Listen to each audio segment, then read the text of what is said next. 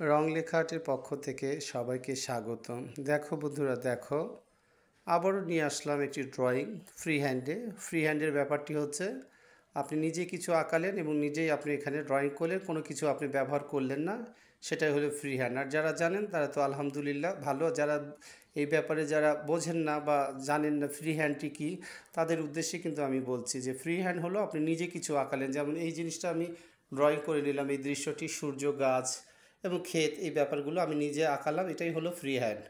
তো এইভাবেই ধীরে ধীরে এখন আমি বিভিন্ন কালারগুলো দেওয়ার চেষ্টা করব, আপনারা ভালো করে লক্ষ্য করবেন এবং বাচ্চাদের শেখাবেন, গার্জেনদের উদ্দেশ্যে বলছি। আর যারা ছোট্ট সোনামণিরা আছো তোমরা ভালো করে এই জিনিসগুলো লক্ষ্য করবে এবং ড্রয়িং করার চেষ্টা করবে, করে এইভাবেই রঙগুলো দিলে ড্রয়িংয়ের যে সৌন্দর্যতা সেটা আরও বহুগুণে বৃদ্ধি পাবে আশা করি। তো এই যে আমি যে বিভিন্ন কালারগুলো এইভাবে দেওয়ার চেষ্টা করছি, ডিপ লাইট, এবং সেই কালারগুলো কখনো আড়াআড়িভাবে, কখনো গোল গোল করে ঘুরিয়ে জায়গার যে ব্যাপারগুলো ব্যালেন্স করে সেইভাবে আমাকে দিতে হয়। তো তোমরাও এইভাবেই দেওয়ার চেষ্টা করবে।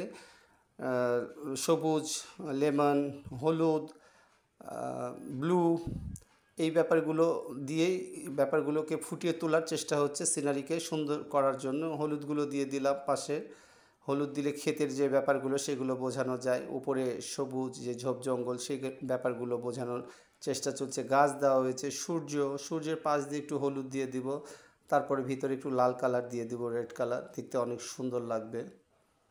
তো এইভাবেই ধীরে ধীরে আমার ড্রয়িংটি এক সময় সম্পূর্ণ হয়ে যাবে। বন্ধুরা, তোমরা এইভাবে রং লেখা আর্টকে এত ভালোবাসা, এত সাপোর্ট দিচ্ছ, রং লেখা আর্টও ভিডিওগুলো নতুন নতুন তৈরি করতে অনেক উৎসাহ বোধ পাচ্ছে।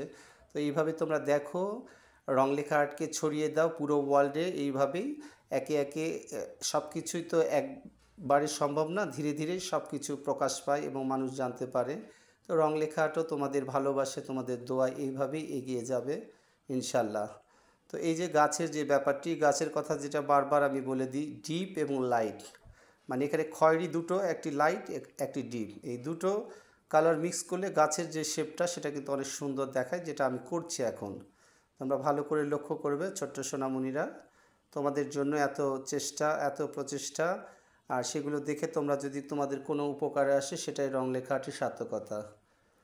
তো এই যে সূর্যতে যে রেড কালারটি সেটি দিয়ে দিলাম, তারপরে যে ব্যাপারগুলো আছে, যে পেন্সিল দিয়ে যে ব্যাপারগুলো আউটলাইন দেওয়ার যে ব্যাপারটা, যেটা বরাবর বলে থাকি, এইভাবে তোমরাও আউটলাইন দিবে সুতা পেন্সিল দিয়ে, দৃশ্যটা অনেক দেখতে সুন্দর লাগবে।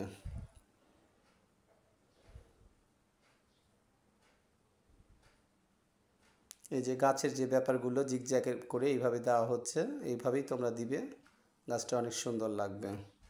তো বন্ধুরা, ড্রয়িংটি কেমন হলো আবারও বলছি, অবশ্যই কমেন্টে জানাবে এবং রং লেখা আর্টের পাশে থেকে এইভাবে রং লেখা আর্টকে সাপোর্ট দিয়ে এগিয়ে নিয়ে যাবে। আর আজকের মতো এখানে শেষ করছি, সবাই ভালো থেকো, আল্লাহ হাফেজ।